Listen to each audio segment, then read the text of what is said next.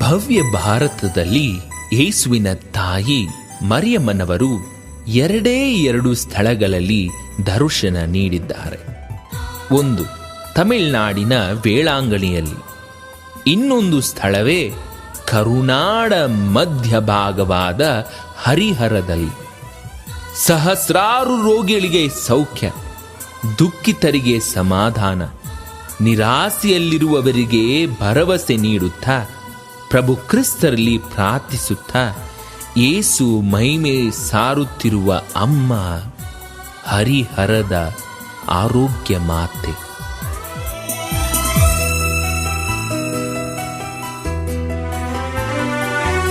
ಹರಿಹರದ ಆರೋಗ್ಯ ಮಾತೆಯೇ, ಅನುದಿನವೂ ನಮಗಾಗಿ ಪ್ರಾರ್ಥಿಸು.